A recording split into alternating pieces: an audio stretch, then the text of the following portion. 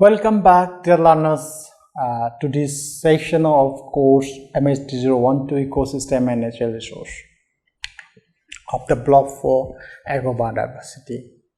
In the last few sessions, we talked about the basic concept of agrobiodiversity, then the increasing pressure on agrobiodiversity, loss of agrobiodiversity, conservation of agrobiodiversity challenges. Today, in this session, what we are going to look into in the broad areas of agrobiodiversity conservation. When we do agrobiodiversity conservation, recognizing the role of traditional knowledge and farmers' participation, right? When we're trying to understand the management of agrobiodiversity, there are a number of associated challenges and also opportunities which have potential to manage risk agrobiodiversity in that's agroecosystem. So in that process, we know the role of traditional knowledge and the role of community, especially women. So we need to recognize those traditional knowledge, participation of farmers in crop breeding programs. When we talk about that agrobiodiversity conservation, provision of gender-sensitive policies and adoption of modern innovation. These are some of the potential options to have a successful agrobiodiversity conservation. So, the basic broad areas we are going to look into this session is traditional knowledge and agrobiodiversity, then relation between gender and agrobiodiversity. Gender and agrobiodiversity. Then participatory plant breeding, then intellectual property right and plant variety protection, then plant variety protection in India, and PPBFR Act 2001, right? When you talk about traditional knowledge in agrobiodiversity, first, what is traditional knowledge?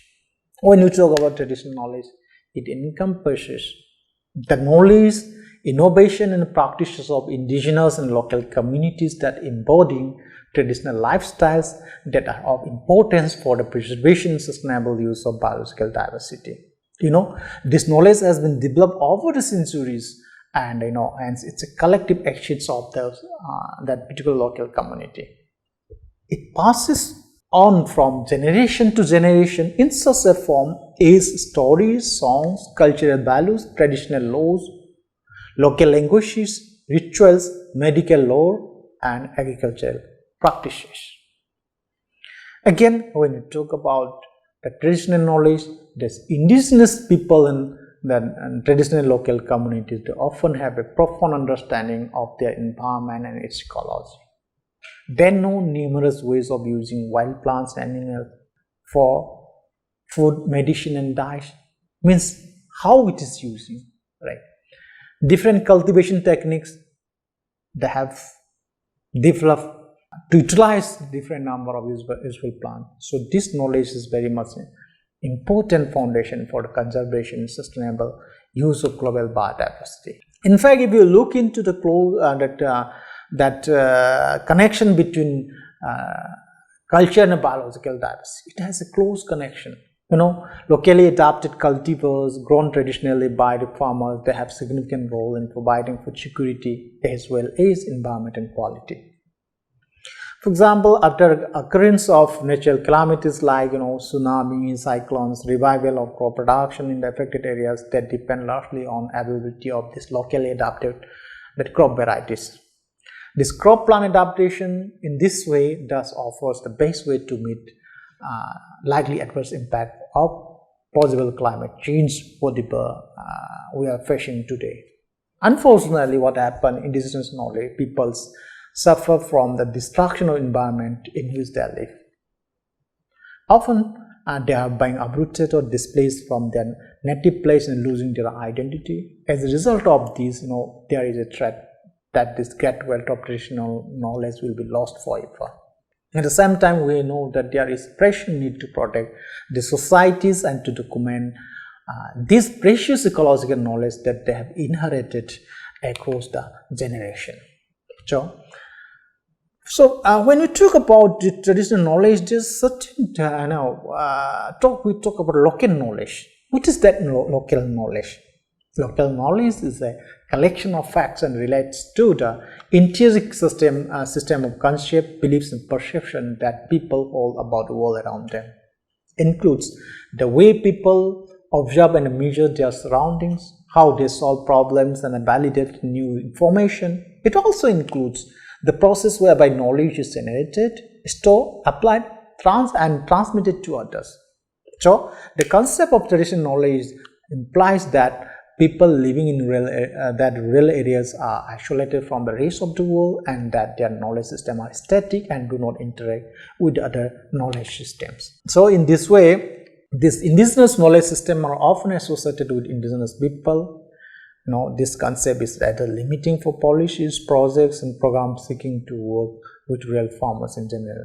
In some countries, when you talk about the indigenous knowledge, they have negative connotation, but we should not look from that kind of that negativity. Like when we say that indigenous, they talk this, it is associated with backwardness, or they have ethnic and political that connotation. That we should avoid.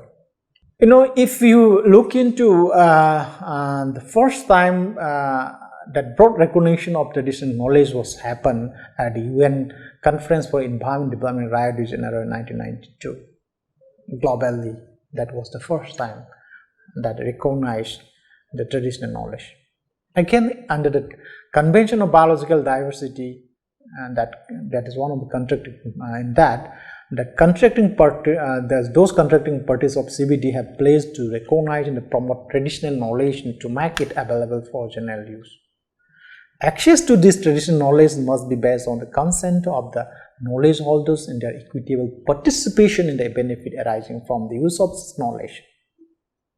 When you talk about traditional knowledge, now it is often not confined with ethnic or geographical boundaries. This is what about traditional knowledge. Then coming into what is the interlinkages between gender and agrobiodiversity. We know that in most of traditional modern farming system, there is a fixed division of labor. Men and women may be responsible for different crops of different tasks that is related to a crop. Men tend to focus on market-oriented cash crop production, while women are often responsible for the family subsistence needs. For example, in Mali, rice was traditionally women's plant, and the women possess a vast store of knowledge about the native varieties they cultivated and could distinguish between two varieties. Right. The men had more knowledge about cultivation of most of the improved varieties of rice that had been introduced into their village in Mali. In fact, how roles are assigned who take decisions relevant to agrobiodiversity that depend on a specific situation and a specific culture. So, depending on the gender roles, the men or women may be the agrobiodiversity conserver. When it comes into nutrition and health, that needs are most often consider that this is responsibility of women. It is therefore, usually women hold the knowledge of plants and animals that serve these needs, means that nutritional value of different plants and crops, whether with regard to their culinary, nutritional, curative properties or in connection with their agronomic and environment related characteristics. So, the variety of plants and animals that contribute to subsistence is generally far larger than the range products sold in the markets. When we address agrobiodiversity conservation issues, therefore, primarily, then such kind of that approach or such kind of issues when we discuss about agrobiodiversity conservation, that should reach to the women. There are many more ways in which women in agriculture and men too can be supported in their role as a conservers of agrobiodiversity. Participatory breeding, seed banks, livestock market, tourism, home gardens, cooking, medical and religious tradition are all areas with potential for successful development through cooperation among those that plant breeders, farmers, with the participation of farmers and women and so on. If you look into the poor families, for example, with two adults, right? More than half the available incomes comes from the labor of women and children. Then furthermore, if you look into that, women spend most of their earnings on meeting the basic needs of their families. They produce 80% of the food, for example, in Africa, 60% in Asia, and 40% in Latin America.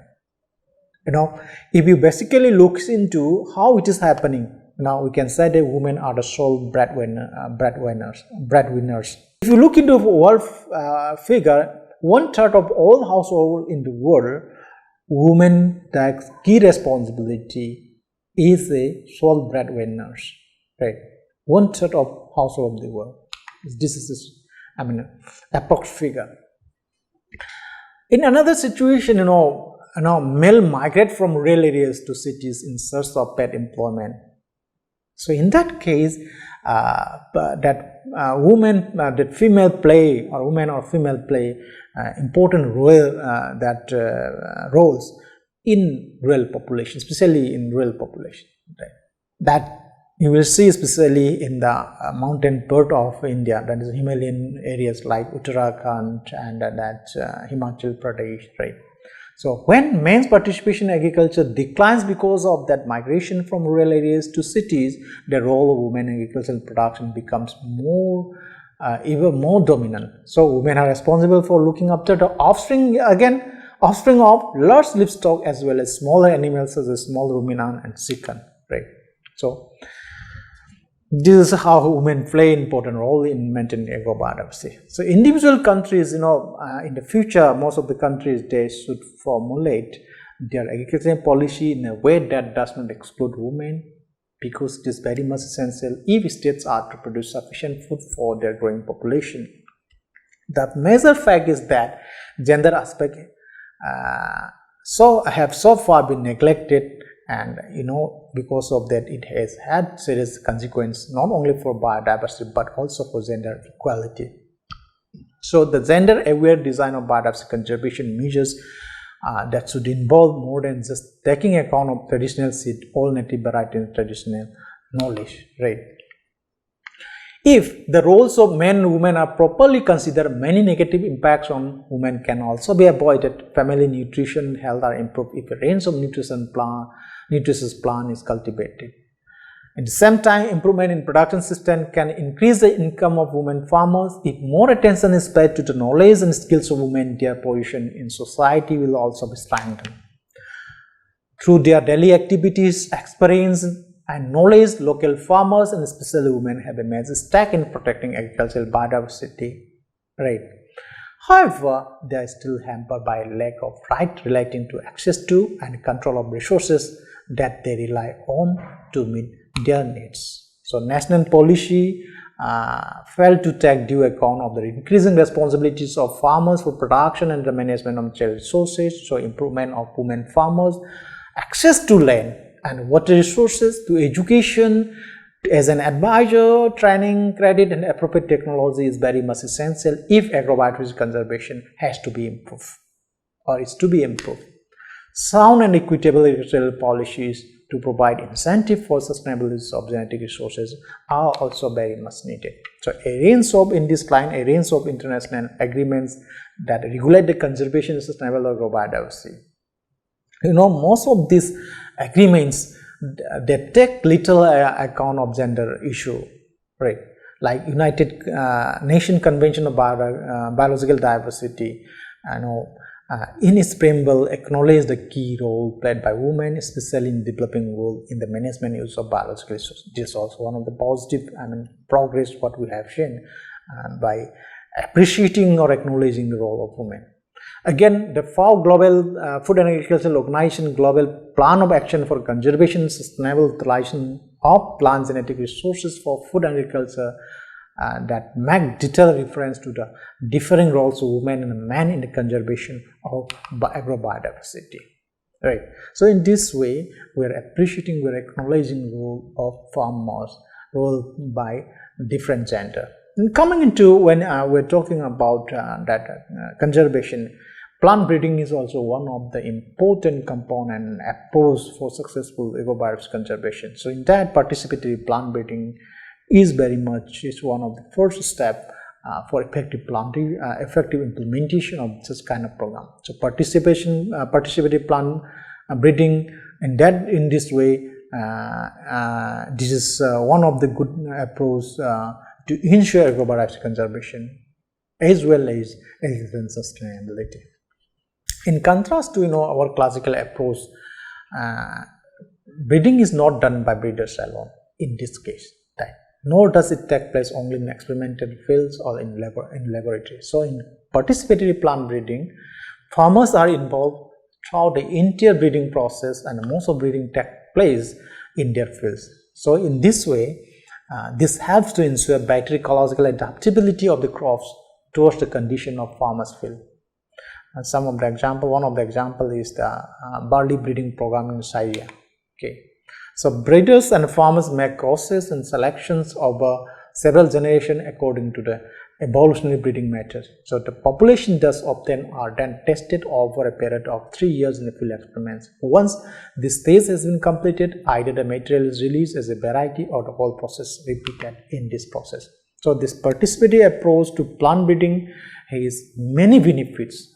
The effectiveness of plant breeding can be improved as the farmers' experiences as well as their agricultural knowledge and skills if they are fed into the entire breeding processes. So varieties bred by this method that have high acceptance and accelerated adoption rates because the farmers as users of the new seed are able to input their own needs and preferences. In this process, the breeding time can be reduced by several years because in contrast to classical breeding method, a lower that DUS means distinctiveness, uniformity and stability level is sought, and variety screening trials can also be omitted. So this saving of time is one of the important aspects during our period of, especially in this area of that era of climate change, with the resultant need of fast adaptation of agriculture. So if we look at from socioeconomic terms, this participatory plant breeding method empowers farmers to regain control of their seed system and to safeguard their interests after decades of marginalization due to global trade liberalization. And again, if we look at from an ecological standpoint, it will become easier to exploit unfavorable sites and to tap the potential benefits of plants that have been little used in the past. So the new method does contribute substantially to improving global food production. So in this way, it will enable us to sustain the diversity of agrogenetic resources and to develop it further for a more rapid adaptation to environmental change. So participatory evolutionary plant breeding, which was emerged from the last 10 years, is mainly supported and promoted especially by international agricultural research centers like ICRISAT and many more number of NGOs. So the process is now practiced across the world at different places, right? So if we follow such kind of method to breed varieties with higher drought tolerance and better adaptation to low rainfall environment has been has been successful in some case. Okay. Like outstanding successes are like barley in the Middle East, rice in South Asia, and sorghum in West Africa.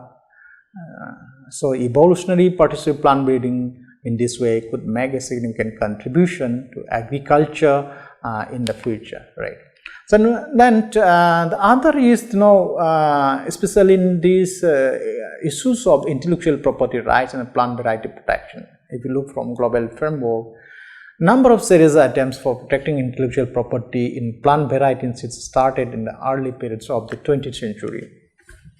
When we talk about intellectual property rights and plant variety protection.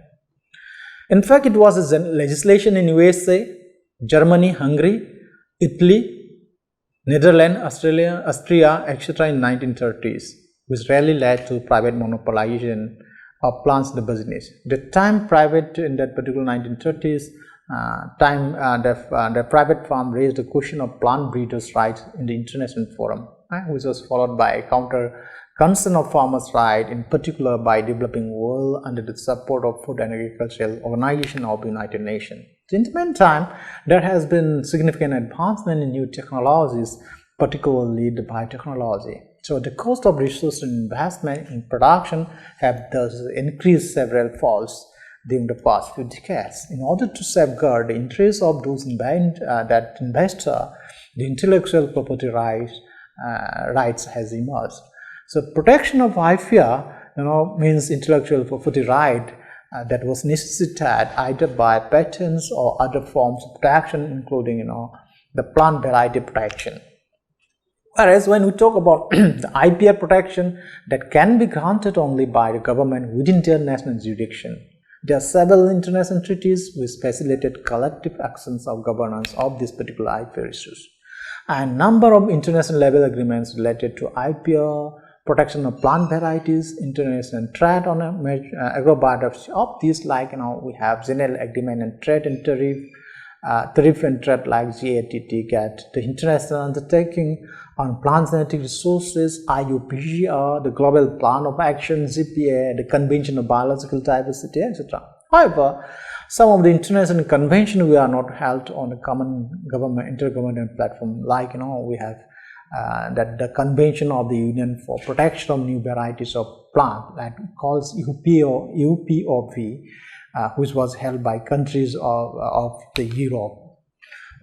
If you look into this unique UPOV, this basic aim is to ensure protection of plant breeders' right by the grant of an exclusive right on protected new plant varieties on the basis of a set of uniform and clearly defined principles like distinction, uniformity, stability, novelty, which is we call it DUS criteria. Right. Notwithstanding the fact that the UPOV system is the first system of plant variety production, many developing countries such as Belarus, Croatia, Morocco, Uzbekistan, Venezuela, Zimbabwe, Philippines, India, and many more countries have evolved. They are evolving their own sui generis legislation, which provide a more comprehensive framework for the plant variety protection containing that several deviations from UPOV model. Another area of concern for agriculture has been the biological diversity and genetic resources, which we know we are talking from the last few sessions repeatedly. So in this context, the Convention of Biological Diversity (CBD) further recognizes agricultural biological diversity as a subset that needs specific attention for conservation, access, sustainable use, including the use of biotechnology and equitable sharing of commercial benefit. So the CBD consider the raw genetic resources as a management concern.